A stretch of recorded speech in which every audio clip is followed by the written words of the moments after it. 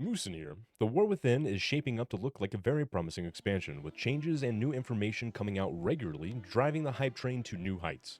And speaking of that hype, today we are going to go over the talent tree changes, hero talents, and how the tier set is going to wrap everything up with a bow as we look at Guardian PvP in the War Within. Also, be sure to stay till the end because I'll be going over how you and others can be the proud new owners of shiny WoW tokens going into Season 1.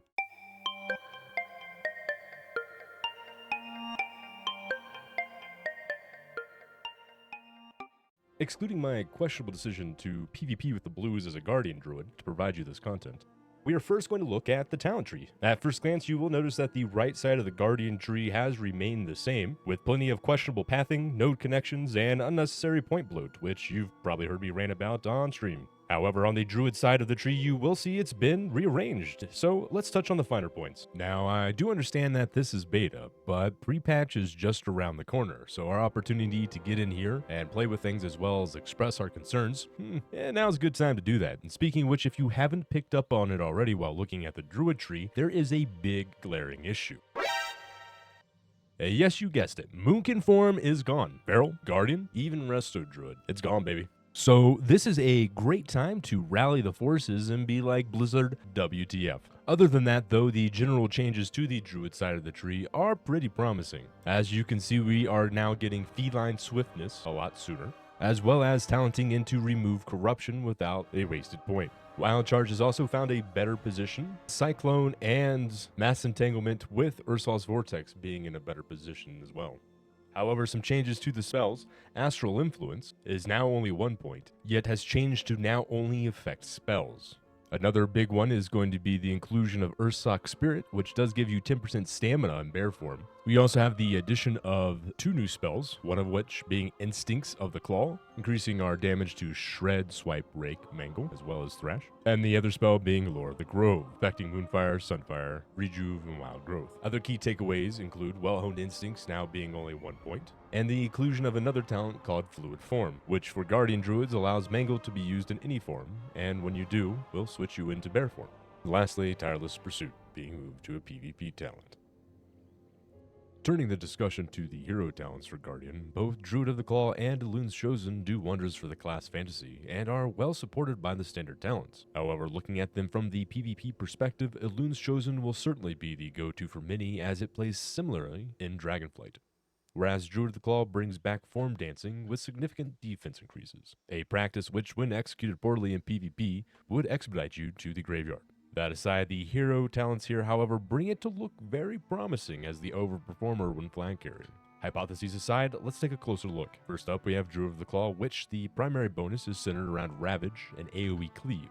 Down the side, we have Font of Strength, increasing your maximum energy and rage, as well as a Frenzied Regeneration that increases your maximum health when used. After that, you have Wild Shape Mastery, so Iron Fur and Frenzied Regen persist in cat form. Then while transforming from bear to cat, you retain 80% of your bear form, armor, and health. For 6 seconds after entering bear form, you'll heal for 10% of the damage taken over 8 seconds. Now, like I said, I made mention that I feel this is going to be the overperformer when it comes to flag carrying, and that's due to you as a druid largely swapping in and out of forms to get out of roots and maximize your kiting ability.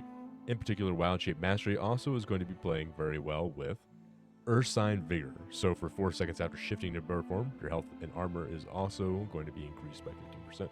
Last on the left, we're going to have Empowered Shapeshifting, so Frenzied Regeneration can be cast while in cat form, and bear form reduces your magic damage by 4%. Shred and Swipe also increased by 3%, and Mangle damage is increased by 10. The final capstone here is going to be during Berserk, Mangle, Swipe, and Thrash have a 20% chance to make your next maul become Ravage. This is going to be important because Ravage also inflicts a bleed that causes damage over time, but saps them of their strength, and more importantly, reduces their damage to you by 10%. After that, we're looking at taking Killing Strikes, so Ravage increases your agility by 5% and the armor granted by Iron Fur, and your first Mangle after entering combat makes your next maul become Ravage. Aggravate Wound, so every maul, raise, and mangle, thrash, or swipe you cast extends the duration of the damage reduction from Dreadful Wound. Looking on the right, you're going to have Bestial Strength, 10% extra damage there. You're also going to be increasing your stampeding roar by 25%, and Strike of the Heart, which increases some critical strike damage, but also allows Mangle to heal you for 1% of your maximum health. Overall, these really all play well, giving you a lot more flexibility to switch in and out of forms to help get away from problems with carrying a flag, while still providing a general boost to your health, healing coming in, and damage reduction for when you just can't kite anymore. Second, we're going to look at Elune's Chosen. So the big takeaway behind this is going to be benefiting your Lunar Beam by passively adding a 10% leech bonus. On the left, this brings back something that we had previously. So generally what you were doing is you were saving a global Galactic Guardian, so when you get another proc of Galactic Guardian, it would just automatically kick it out. Now you're also getting the benefit from additional rage when you do that again. Next up, you're going to have Lunar Amplification, which each non-arcane damage ability you use increases the damage of your next arcane damage ability by 3% and stacks up to 3 times. Following that, we'd be looking at taking Lunar Culling, so Thrash now deals arcane damage, and its damage is increased by 12%. The final part of the Elune's Chosen is going to be Lunar Beam increases mastery by an additional 10% and deals 30% increased damage and lasts 3 seconds longer. The nice thing about Lunar Beam here is it provides you with a really good defensive by boosting your overall health. So that extra increase to your mastery is going directly to your health pool. Going back to the start there of the second row, Moonfire damage is increased by 10%. Enemies damaged by a Lunar Beam or Fury Elune take 4% increased damage. And going into Incarn, increases the arcane damage from spells and abilities by 10% while active. On the right side, we're going to have Glistening Fur. So Bear form and Moonkin form reduce arcane damage taken by 6%, and all other magic damage taken by 3%, which is huge because base Bear mitigation only does physical. One of our weak points is magical damage. After that, we're going to have enemies affected by Moonfire are going to be slowed by 20%. And wrapping out to Elune's Chosen, we have Lunation, so your arcane abilities will reduce the cooldown of Lunar Beam by 3 seconds. In my testing, I was even able to get Lunar Beam back up within 20 seconds, which for me is profound. So yeah, I imagine there's a nerf back coming on that one. Now, at the start of this video, I told you Guardian Tier was going to wrap up everything with a bow.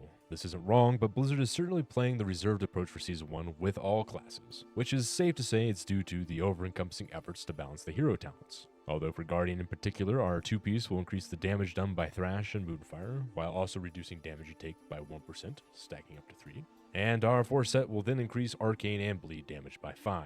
The only thing I'll add with Tier at the moment is unclear yet if they will be nerfing it by 50% like in previous seasons. Well, there you have it, your Guardian PvP talent changes and preview when it comes to Season 1 of The War Within. Class is largely looking to be in a good position, however, please tell your Druid friends, turn to the forums and bring back Moonkin form to the other specializations. It may be very niche in Guardian PvE, but it is pivotal in PvP, with the loss possibly changing the balance of flag carriers and RBGs, which I'm not entirely against because variety is nice, but I'd rather see Blizzard increase the viability of other classes like Prot Warrior and Monk instead. Alright, I'm done rambling, but be sure to hit the like and subscribe button if you've enjoyed this content so you can be notified when I post update videos, PvP shenanigans, and importantly my gold making as well as crafting guides, because once again we are hard into the beta to see how things are working to give away more WoW tokens. So at the start of August, come on and join me on stream because we will have 2 WoW tokens up for grabs to start off Season 1 right. As always, it's been a pleasure and I will see you soon.